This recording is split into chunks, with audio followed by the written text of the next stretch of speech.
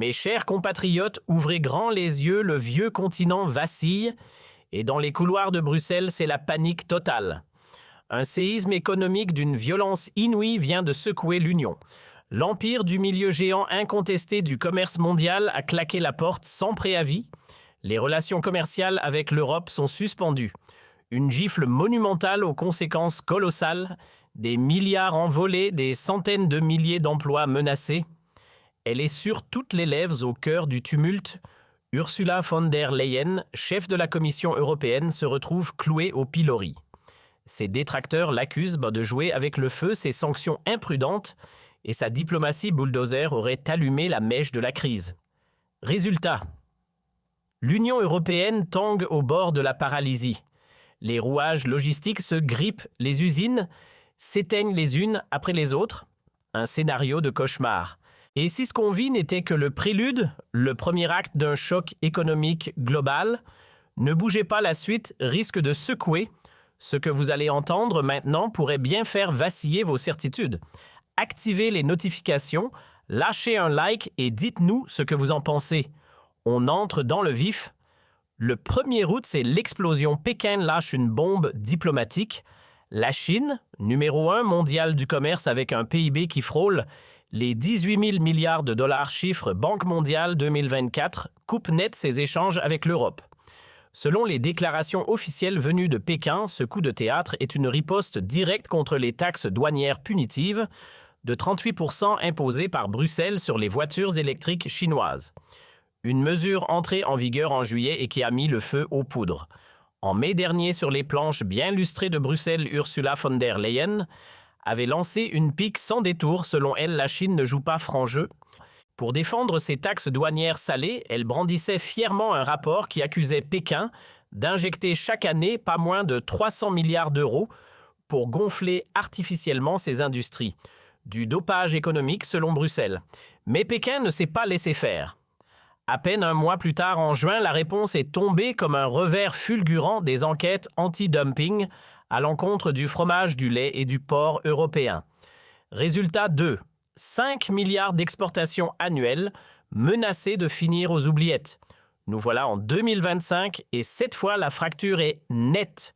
Rideau baissé sur les machines-outils, les circuits imprimés, les vêtements made in China, côté Europe.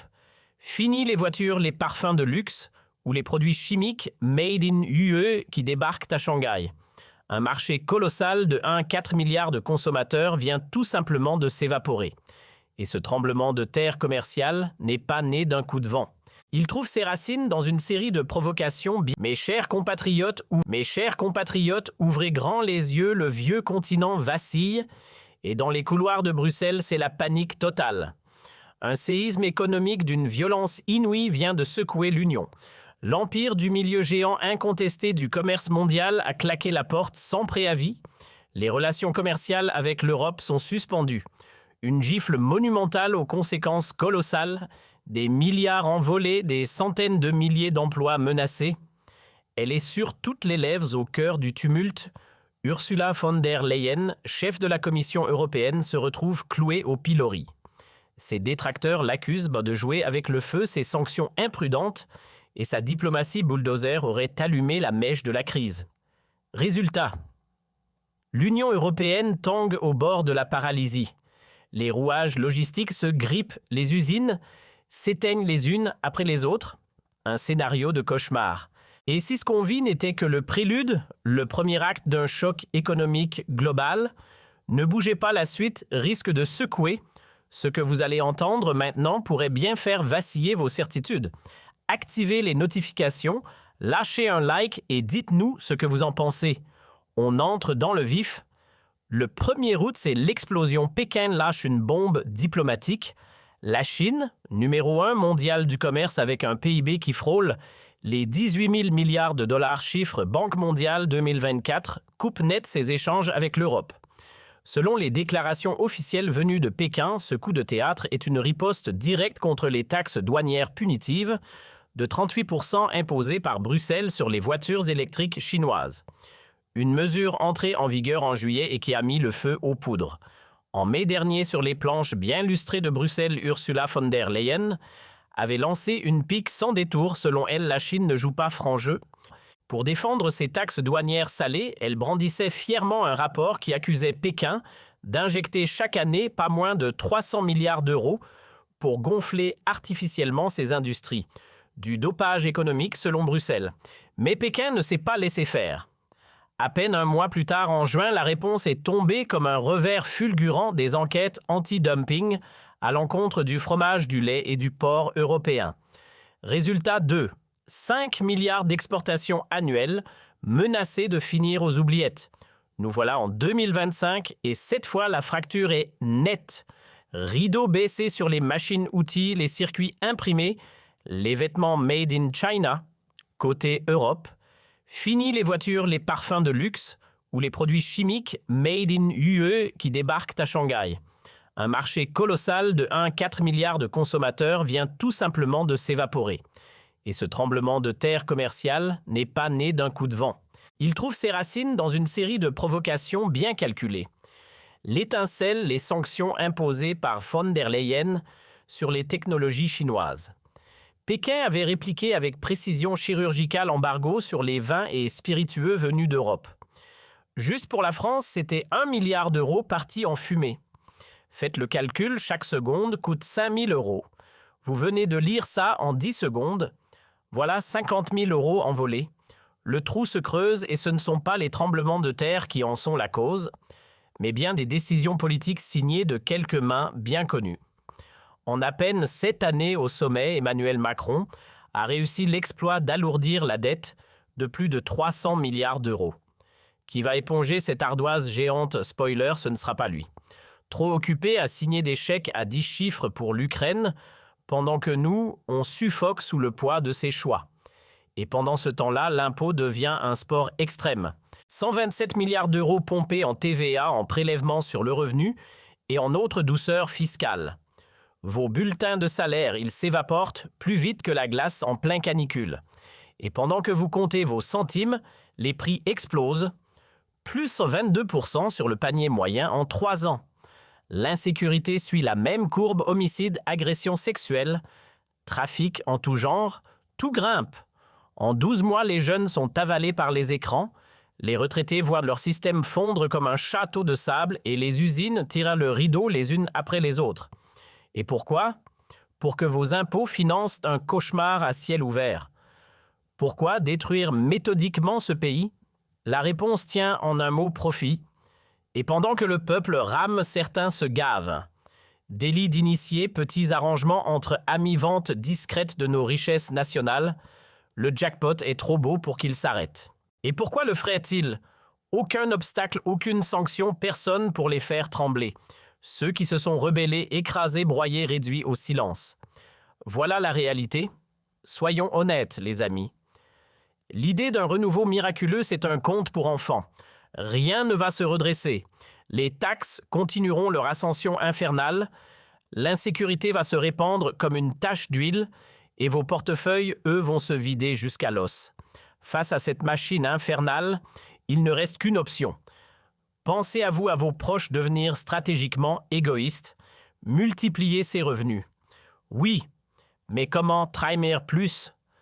Faire des heures sup? C'est une impasse. Trouver un second boulot, vous êtes déjà épuisé. Jouer avec la légalité. Finir entre 4 murs, hors de question. Pourtant, une porte existe. Elle est discrète, légale et étonnamment simple. Ce soir même, vous pouvez reprendre le contrôle, vous détacher d'un système qui vous broie à petit feu. Tout ce qu'il vous faut est déjà prêt, un groupe privé Telegram vous attend. Cliquez avant qu'il ne soit trop tard. C'est gratuit pour l'instant.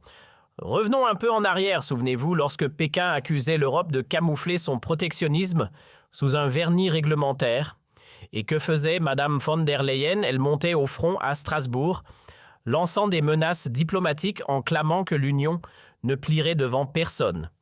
Mais août 2025 a marqué un tournant brutal. L'annonce chinoise de couper les ponts commerciaux est un uppercut pour tout le continent. Alors pourquoi ce bras de fer suicidaire? D'après certaines fuites, Ursula n'aurait pas agi seule. Elle aurait fléchi sous les pressions américaines poussées par les lobbies de Washington. Pour les États-Unis, la Chine est l'ennemi stratégique numéro 1 et chaque norme environnementale ou anti-dumping devient une munition dans cette guerre commerciale feutrée. Pendant ce temps, New Delhi ne se laisse pas marcher sur les pieds. En 2024, l'Inde a expédié pour 800 milliards de dollars de marchandises vers l'Union européenne Eurostat et refuse désormais de se plier à des règles dictées depuis Bruxelles. Elle réclame une relation équilibrée et pas un simple diktat. Mais le vrai choc, c'est ce qui se passe sur le terrain industriel. Les chaînes d'approvisionnement européennes menacent de se briser. Prenez l'automobile Volkswagen Stellantis et bien d'autres dépendent à 40% de composants chinois, rapport Means 2024. Les usines peuvent s'arrêter du jour au lendemain et l'UE pourrait voir 500 milliards d'euros s'évaporer d'ici 2026, projection BCE. Pour la France, c'est une catastrophe en direct. Airbus, qui avait vendu 20 avions à la Chine en 2023, Airbus Report risque de perdre 10 milliards d'euros. Sanofi, elle subit l'explosion des coûts de ses matières premières chinoises, plus 30%. Les chiffres parlent d'eux-mêmes. L'économie européenne ploie sous ces tensions. En 2023, le commerce UE-Chine culminait à 856 milliards d'euros, Eurostat, soit 20% des échanges mondiaux de l'UE.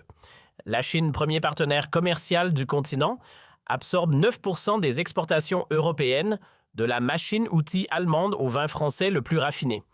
Et pendant ce temps, Ursula von der Leyen, qui promettait en 2024 une autonomie stratégique, a en fait attisé un brasier qu'elle ne contrôle plus. Selon un rapport de la Commission européenne de juin 2024, les sanctions contre la Chine ont déjà coûté 2-3% de croissance à l'UE et l'Allemagne a perdu 1,5 million d'emplois dans le secteur automobile Bundesbank. Le feu est lancé et personne ne sait l'éteindre. En France, la tempête frappe fort et immédiatement.